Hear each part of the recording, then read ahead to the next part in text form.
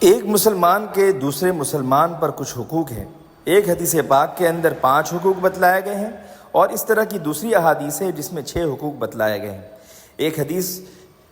مسلم شریف کی ہے اور دوسری حدیث مسلم شریف میں بھی ہے اور بخاری میں بھی ہے۔ تو جو بخاری اور مسلم دونوں میں ہے وہ حدیث حضرت ابو ہریرہ رضی اللہ تعالی عنہ سے مروی ہے، اور رسول اکرم صلی اللہ تعالی علیہ وسلم نے فرمایا حق المسلم علی المسلم 5 رد السلام وعیادۃ المریض واتباع الجنائز واجابۃ الدعوہ وتشمیت العاطس، متفق علیہ۔ اس بخاری اور مسلم شریف کی حدیث میں حضرت ابو ہریرہ رضی اللہ تعالی عنہ سے مروی روایت میں رسول اکرم صلی اللہ تعالی علیہ وسلم کا عالی شان فرمان ہے کہ ایک مسلمان کے دوسرے مسلمان پر 5 حقوق ہیں۔ نمبر 1 سلام کا جواب دینا، نمبر 2 بیمار کی عیادت اور مزاج پرسی کرنا، نمبر 3 جنازے کے ساتھ جانا، نمبر 4 دعوت قبول کرنا، نمبر 5 چھینکنے والے کا جواب دینا۔ اور جو دوسری حدیث ہے وہ بھی حضرت ابو ہریرہ رضی اللہ تعالیٰ عنہ سے مروی ہے، لیکن یہ صرف مسلم شریف میں ہے۔ حضرت ابو ہریرہ رضی اللہ تعالیٰ عنہ فرماتے ہیں رسول کریم صلی اللہ تعالیٰ علیہ وسلم نے فرمایا حق المسلم علی المسلم 6 قیل ما ہن یا رسول اللہ قال اذا لقیتہ فسلم علیہ واذا دعاک فاجبہ واذا استنصحک فانصح لہ واذا عطس فحمد اللہ فشمتہ وَإِذَا مَرِضَ فَعُدْهُ وَإِذَا مَاتَ فَاتَّبِعْهُ۔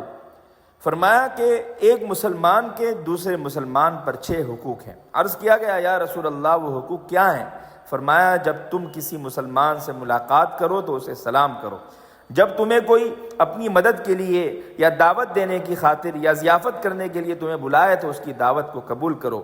جب تم میں سے کوئی خیر خواہی چاہے تو اس کے حق میں خیر خواہی کرو، جب کوئی چھینکے اور الحمدللہ کہے تو یرحمک اللہ کہہ کر تم اس کے چھینک کا اور اس کے الحمدللہ کہنے کا جواب دو، جب کوئی بیمار ہو تو اس کی عیادت اور مزاج پرسی کرو، جب کوئی مر جائے تو نماز جنازہ اور دفن کرنے کے لیے اس کے ساتھ جاؤ۔ تو اللہ تعالیٰ نے ان دونوں احادیث کے مجموعے میں 6 باتیں ارشاد فرمائی ہے۔ چونکہ اسلام محبت، امن، آشتی کا مذہب ہے، اس میں اتحاد اور اتفاق اور محبت و ارتباط کی تمام تعلیمیں دی جاتی ہے اور تمام اصولوں کو متعین کیا گیا ہے۔ یہ صرف ایک ذمہ داری نہیں بلکہ ان سب کام کو کرنے پر بڑا ثواب بھی ملتا ہے۔ ان جیسے امور کا مسلمانوں کے درمیان عام کرنے کی دعوت اس بات کی دلیل ہے کہ اسلام ایک کامل، مکمل بلکہ اکمل مذہب ہے جس میں تمام طبقات انسانی کے تمام احوال اور حقوق کا حل موجود ہے۔ اس حدیث پاک کے اندر فرمایا گیا ہے کہ تم جو ایک دوسرے کے ساتھ رہتے ہو تو اس بنیاد پر تمہارے کچھ حقوق ہے۔ ایسے حقوق تو بہت سارے ہیں لیکن کچھ حقوق یہاں پر تذکرے میں حضور اکرم صلی اللہ تعالی علیہ وسلم نے فرمایا، تو فرمایا کہ ایک مسلمان کا دوسرے مسلمان کو سلام کرنا سنت ہے، ثواب کا کام ہے، لیکن اگر کوئی سلام کرے تو اس کا جواب دینا واجب ہے، لیکن اس کی تفصیل ہے کہ کب سلام کرنا چاہیے، کب سلام نہیں کرنا چاہیے۔ لہذا آدمی کو کبھی خلل ہو تو ایسے وقت میں سلام نہ کرے، سویا ہو تو سلام نہ کرے، مجلس میں اگر کوئی بات چل رہی ہو، گفتگو چل رہی ہو تو اس طرح سے سلام نہ کرے کہ مجلس کو تکلیف پہنچے، یا یہ کہ کوئی قرآن پاک کی تلاوت کر رہا ہو اس وقت سلام نہ کرے، اذان کے وقت میں سلام نہ کرے۔ اور جہاں سلام کی احادیث آئے گی انشاءاللہ تفصیلات آپ کے سامنے آئے گی۔ سلام کرنے میں ہمیشہ یہ خیال رکھنا چاہیے کہ سامنے والا شخص فاسق، جابر، رافضی، بدعتی یا ایسا انسان نہ ہو جو شریعت کو توڑنے والا یا شریعت کے مزاج کو بگاڑنے والا ہو۔ پھر سلام میں پہل کرنا آدمی پر ضروری نہیں، نیز ایسے حالات میں سلام کرنا بھی نہیں چاہیے۔ اگر کوئی سلام کر رہا ہو تو پھر اس کا جواب دینا پڑ جاتا ہے، اس لیے جب ہم سلام ہی نہیں کریں گے تو سامنے سے جواب نہیں آئے گا۔ دوسری چیز جو بیان کی گئی وہ مریض کی مزاج پرسی ہے۔ مریض کی مزاج پرسی یہ بہت ہی اہم کام ہے، اور ایک مریض کی جو بھی چیزیں ایک آدمی انتظام کے طور پر بجا لا سکتا ہے یہ یقیناً اس کی خدمت کا حصہ ہے۔ پھر اسی طرح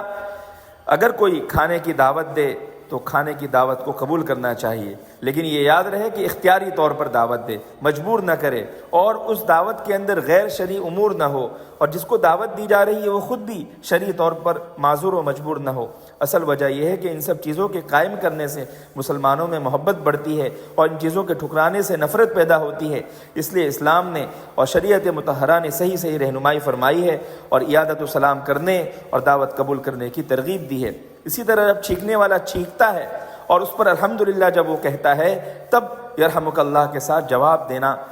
چاہیے، اسی کو تشمیت کہتے ہیں۔ یہ جواب دینا بھی واجب ہے، لیکن جب الحمدللہ اس نے نہیں کہا تو پھر آدمی کے اوپر جواب دینا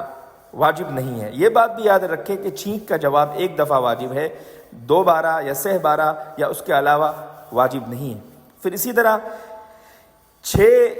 والی جو حدیث آئی اس کے اندر ایک لفظ کا اور اضافہ ہے، جو فرمایا گیا ہے کہ اگر کوئی آدمی آپ سے خیر خواہی طلب کرے تو تم اس کے ساتھ بھی خیر خواہی کا حقیقت میں معاملہ کرو۔ استنصاح یہ نصیحت طلب کرنے کے معنی میں آتا ہے۔ امام راغب اصفہانی رحمۃ اللہ علیہ نے فرمایا کہ نصح یہ قول و فعل سے کسی کی بھلائی اور خیر خواہی کرنے کا نام ہے۔ اس لفظ میں تمام اچھے مشورے اور تمام بھلائیوں کی رہنمائی شامل ہے۔ اب یہاں اتباع الجنائز بھی جو بات آئی، اس کے اندر بھی یہی بات ہے کہ جو ہم سے خدمت ہو سکے کفن میں، دفن میں، نہلانے میں، اس کا جہاں انتظام کرنا چاہیے وہیں پر ایک مسلمان کے ساتھ ساتھ صرف اس لیے کہ لوگ دکھلاوے میں یا لوگوں کو خوش کرنے کے لیے یا اس کے خاندان کو خوش کرنے کے لیے نہیں، بلکہ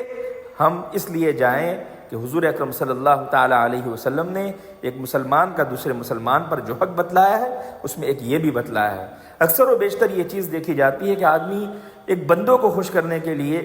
جا رہا ہے اور جنازے میں شرکت کر رہا ہے یا اس کے گھر میں جا کر ان کی مزاج پرسی کر رہا ہے یا ان کے غم میں شریک ہو رہا ہے، تو یہ کام اچھا ہے، انسانیت کی بھلائی کا ہے، لیکن اس کے اندر ہمیں جو ثواب ملنا چاہیے ہم اس سے محروم ہو جا رہے ہیں۔ لہذا ہم جب نیک نیت کریں گے، اللہ تعالیٰ کا حکم مانیں گے اور حضور کا مشورہ مانیں گے اور حق مانیں گے، تو پھر جب ہم یہ نیت کر لیں گے تو سامنے والے کا جہاں فائدہ ہوگا ہمیں بھرپور ثواب بھی عنایت کیا جائے گا۔ یہاں پر ایک اعتراض یہ دل میں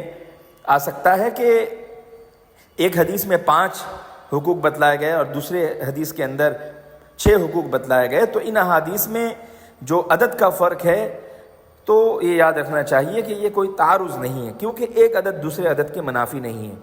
اور دوسرا جواب یہ دیا گیا ہے کہ ان احادیث میں حصر بیان کرنا مقصود نہیں، یہ نہیں بتلانا مقصود ہے کہ بس یہی ہے، اس کے علاوہ نہیں ہے، بلکہ جتنے بھی ہوں کچھ حضور نے کہیں پر بیان کر دیے، کچھ حضور نے کہیں پر بیان کر دیے، لہذا مختلف جیسے جیسے مواقع آئے وہاں پر بھلائیوں اور حقوق کا حضور نے تذکرہ فرمایا۔ تیسرا جواب یہ دیا گیا ہے کہ حضور اکرم صلی اللہ تعالیٰ علیہ وسلم کو جس طرح وحی کے ذریعے سے حقوق بتلائے گئے، حضرت صلی اللہ تعالیٰ علیہ وسلم نے امت کو تعلیم دے دی۔ تو پہلے اللہ تعالیٰ کے یہاں سے حقوق کی تعداد کم بتلائی ہوگی، بعد میں اضافہ کر دیا گیا، یہ بھی ممکن ہے۔ تو لہذا تینوں جواب علماء امت نے دیے ہیں اور ان کے پس منظر میں آپ کے سامنے بھی یہ ساری باتیں رکھ دی گئی ہیں۔